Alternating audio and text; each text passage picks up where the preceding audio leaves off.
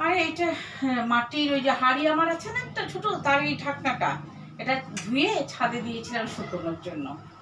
আজকে এটার মধ্যে একটা জিনিস বানাবো বলে। হ্যালো বন্ধুরা, তোমরা সবাই কেমন আছো? আশা করি ভালো আছো, আমিও ভালো আছি। জানো তো বন্ধুরা, আমাদের বাড়ির থেকে মানে আমাদের ফ্ল্যাটের থেকে মিষ্টির দোকানের দূরত্ব বেশ কিছুটা, অনেকটাই বেশ বলতে গেলে। তো আমার যখন মাঝে মধ্যে মিষ্টি খেতে ইচ্ছা করে, বেশিরভাগ আমি বাড়িতেই বানিয়ে নিই, খুব কমই গিয়ে দোকান থেকে কিনে আনি। তবে হ্যাঁ, টেস্টটা আছে ওয়েস্ট বেঙ্গলের মতনই, কম বেশি আছে ভালো। কিন্তু মিষ্টির দই যদি আমার খেতে ইচ্ছা করে, আমি সহজে খাই না। একদমই ভালো বানাতে পারে না, একদমই ভালো মানে আমাদের ওখানকার দই যে এত সুন্দর মুখে লেগে থাকার মতো, এখানে সেরকম না। তো এই মনের দুঃখে আমি কি করি, আমি মিষ্টি দইটা মানে নিজেই বাড়িতে বানিয়ে নিই। তবে কি গ্যাস ছাড়া, ওভেন ছাড়া, মানে গ্যাস ওভেন ছাড়া, কোনো আগুন ছাড়াই আমি বানিয়ে নিই। তো সেটা কিভাবে বানাচ্ছি সেটাই আজকে তোমাদের সাথে আমি শেয়ার করতে চলেছি। চলো দেখতে থাকো, সঙ্গে এসো। তো বন্ধুরা, আগুন ছাড়া মিষ্টি দই কি করে আমি তৈরি করবো সেটাই তোমাদের সঙ্গে আজকে শেয়ার করতে চলেছি। তো আমার হাতে আছে 500 টক দই। হ্যাঁ, এটা কিন্তু আমার ঘরে পাতা টক দই। এটা আমি জলটাকে ঝরিয়ে নিয়েছি, দেখো পুরো শুকনো। এই দেখো বাটিটা, দেখো কোনো জল নেই, পুরো শুকনো। আমি আধ ঘন্টার মতো একটা নেটের মধ্যে দিয়ে আমি জলটা ঝরিয়ে নিয়েছি এরকম। এটা করতে গেলে কিন্তু এইভাবেই করতে হবে, পুরো শুকনো যেন হয়ে যায়। আচ্ছা, এর মধ্যে দেবো আমি টক দইয়ের মধ্যে, কেন মিষ্টি দই খাবো, মিষ্টি দইয়ের টেস্টটাই আলাদা বন্ধুরা, তোমরা সবাই জানো। কারেন্টটা চলে গেল, জেনারেটর দেবে, ততক্ষণ আমি দেখাতে থাকি। আচ্ছা, এই একটু চিনির গুঁড়ো দিয়ে দিলাম। আমার তো চিনির গুঁড়ো কড়াই থাকে, তাই আলাদা করে এটা আমি আর করে দেখালাম না তোমাদের সামনে। চিনির গুঁড়োটা আমি এই চামচে 4 চামচ দেবো, যেহেতু মিষ্টি দই বানাবো। চলে এসছে কারণ। আচ্ছা, তাহলে টক দইয়ের মধ্যে আমি দিলাম চিনির গুঁড়ো, আর দেব মিল্ক পাউডার। এটা যত বেশি দেবে তত টেস্টটা খুব ভালো হবে। কথায় আছে না, যত গুড় তত মিষ্টি, সেই। এবার দেব বন্ধুরা, টক দইয়ের মধ্যে দিলাম চিনি গুঁড়ো, দিলাম মিল্ক পাউডার, এবার দিচ্ছি মিল্ক মেড। এটা একটু এইভাবে ঢেলে দিতে হবে, কোনো কৃপণ্য করলে চলবে না, একদম দরাজ মনে ঢেলে দিতে হবে এটা। ব্যাস, আরেকটু দাও, আরেকটু দাও। আমি আমার হাতকে বলছি, হাত আরেকটু দাও, আরেকটু দাও। দেখি পারলে আরেকটু দিয়ে দেবো পরে। এবার এই মিশ্রণগুলো, টক দই, চিনির গুঁড়ো, মিল্ক পাউডার, মিল্ক মেড, একসঙ্গে আমাকে মেখে নিতে হবে। ঠিক আছে, এই যে মেখে নিচ্ছি আমি, দেখো। মানে কি বলবো বন্ধুরা, শুধু মিষ্টি দই বলাটা আমার ভুল হবে, এটা রাজকীয় মিষ্টি দই বলাটাই বললে বেটার। মানে রাজকীয় একটা মিষ্টি দইয়ের টেস্ট আসবে এটা।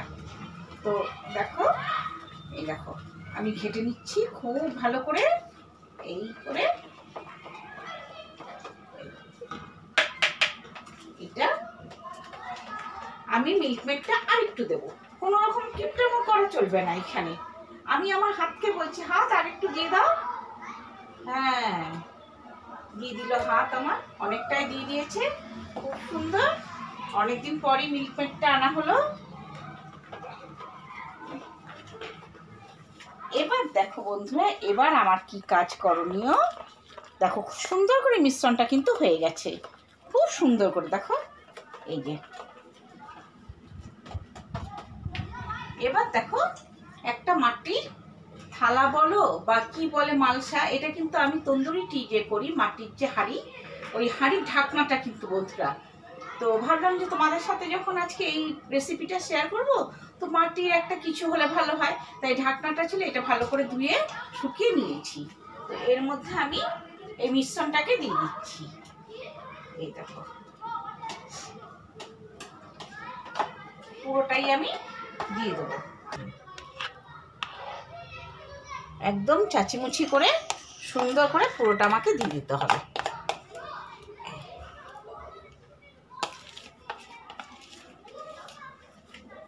এবার এই চামচের দ্বারা বা চামচ দিয়ে যদি না হয়, এটা একটু ট্যাপ করে দেবে এটা। এই তবু দেখি আমি চামচ দিয়ে যদি হয় করতে পারি। সুন্দর করে ব্যাপারটাকে মসৃণ করে দিতে হবে। এটা পুরোটা দিলাম না বন্ধুরা, এটা পরে আমি চেটে চেটে খাবো। এবার যেহেতু রাজকীয় দই বানাচ্ছি তার জন্য আমি কি করছি, এই যে কিশমিশগুলো আমি ছোট ছোট টুকরো করে কেটে নিয়েছি, এর ওপর দিয়ে দিচ্ছি কিশমিশগুলো। মানে দেখতে তো রাজকীয়, খেতেও তেমনই গো, অপূর্ব অপূর্ব। আর গরমে তো মানে জাস্ট মানে বলা যাবে না, শুধু খেয়েই যাবে তুমি। এবার দিচ্ছি কাজুগুলো ওপর দিয়ে ছড়িয়ে। আচ্ছা, আরেকটু জিনিসটাকে সুন্দর করার জন্য আমার ফ্রিজে ছিল অল্প একটু জাফরান, আমি তো এটা ওইটা করেই থাকি, তো জাফরান ছিল একটু, ওই জাফরানটা ওপর দিয়ে দিয়ে দিচ্ছি। দেখতেও সুন্দর, কালারটাও চলে আসবে। এই দেখো, এটা বেলা কিন্তু একদম কিপটামো করবে না, দরাজ হাতে দরাজ মনে দিতে হবে সব কিছু। তার টেস্টটা, এই যে আমি একদম যেটুকুনি ছিল কোটো উল্টে একদম দিয়ে দিলাম, যাতে টেস্টটা খুব ভালো আসে। দেখো বন্ধুরা, দেখতে কেমন লাগছে, একটা রাজকীয় রাজকীয় ভাব আসছে। এটা কিন্তু এখন আমি খাচ্ছি না, এটা আমি ফ্রিজে রেখে দেবো, নর্মাল ফ্রিজে আধ ঘন্টার মতন, একটু জিনিসটাকে সেট হতে দেবো। তারপর আধ ঘন্টা পর আমি এটা সঙ্গে করে ফিরে নিয়ে আসছি তোমাদেরকে নিয়ে। চলো দেখতে থাকো সঙ্গে।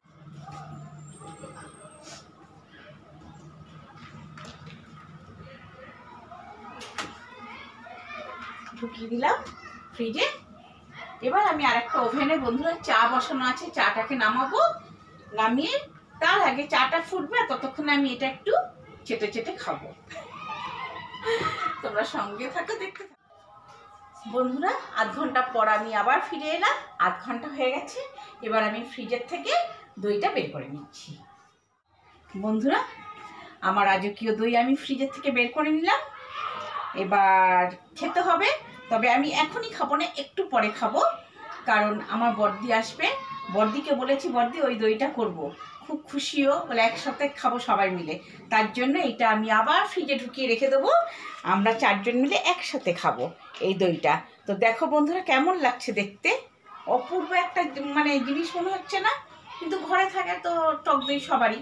আর তোমরা যদি মনে করো যে মিল্কমেড নেই ঘরে, তাহলে আমন্ডের পরিমাণটা একটু বেশি করে দেবে, আর চিনির গুঁড়োটা দেবে, আর তার সাথে একটু এলাচের গুঁড়োটা দেবে। আমি এলাচটা দিইনি, যেহেতু মিল্কমেডটা দিয়েছি।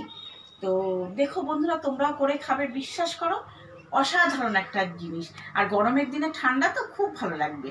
তো চলো, এইসব ভিডিও দেখতে হলে কি করতে হবে, আমার চ্যানেলটাকে সাবস্ক্রাইব করতে হবে, আর পাশে থাকা বেল বাটনটা আস্তে করে জাস্ট একটা ক্লিক করতে হবে, তাহলে আমার সব ভিডিওগুলো তোমরা আগে দেখতে পারবে।